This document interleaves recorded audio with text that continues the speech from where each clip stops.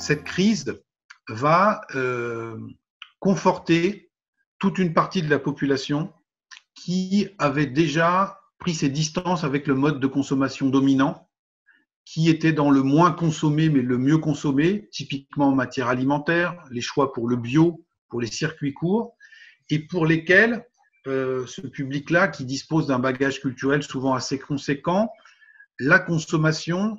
n'est pas le lieu où on se réalise personnellement. Il y a autre chose de plus important. Et donc, avec cette longue période d'introspection que, bon gré mal gré,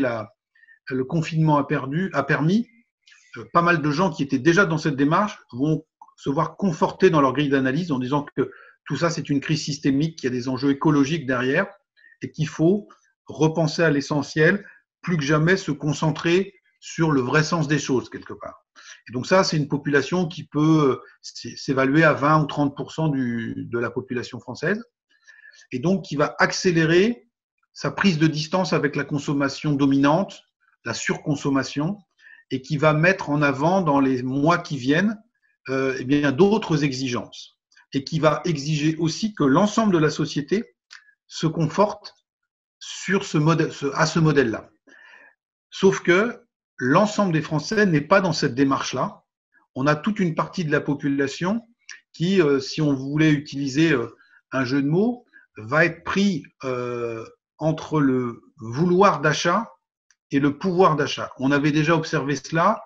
au moment de la crise des Gilets jaunes. Nous, on avait analysé cette crise des Gilets jaunes comme le symptôme du décrochage du bas de la classe moyenne qui, bien que travaillant, n'arrivait plus à boucler ses fins de mois, pas forcément parce que les salaires avaient baissé, mais parce que, j'allais dire, les moyens, les besoins à satisfaire,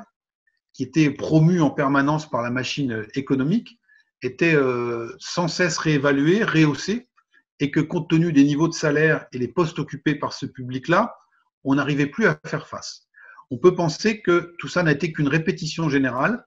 et qu'avec la crise du Covid,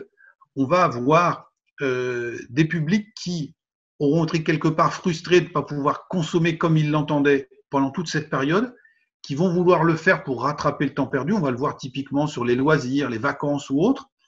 mais qui n'auront plus forcément le pouvoir d'achat suffisant parce que ils auront été mis au chômage à temps partiel, ils auront été purement et simplement mis au chômage, ou les heures supplémentaires qu'ils effectuaient avant ne seront plus possibles, etc., etc. Et donc, on va avoir toute une partie de la population qui n'a pas fait son deuil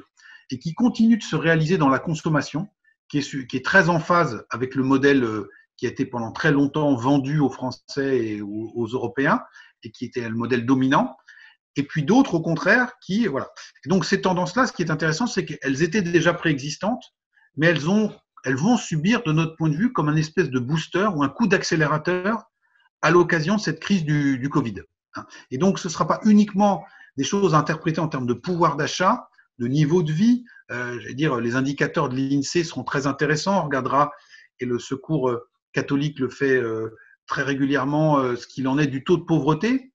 Mais il y aura tout ce que la CFDT, par exemple, appelle le pouvoir de vivre, le reste à vivre, tout ce qu'on a fait, tout ce qui nous reste une fois qu'on a payé les dépenses contraintes, et on va avoir des pans entiers de la population qui vont être soumis à une extrême tension là-dessus. Et on voit bien que, encore une fois, on n'est plus uniquement dans les indicateurs de l'INSEE, on est aussi là sur une question, une bataille de valeurs. Quel est le sens de la vie, le sens des choses, qu'est-ce qui doit être prioritaire ?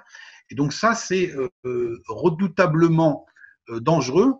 parce que le premier groupe dont on a parlé est sûr de son bon droit, est sûr d'être dans le sens de l'histoire. Et il va vouloir quelque part imposer à l'ensemble de la société, de manière plus ou moins subliminale, un peu cette façon de voir les choses, alors que beaucoup qui ne se réalisent pas forcément dans différents domaines et pour lesquels pouvoir acheter ou emmener ses enfants dans tel ou tel parc d'attractions, dans telle enseigne de restaurants américains qu'on ne citera pas, eh bien tout ça fait partie des petits plaisirs de la vie qui sont très importants de restaurer. Et donc on va avoir cette lutte ou cette tension, cet affrontement entre des visions du monde qui vont être à mon avis, exacerbées par la crise du Covid.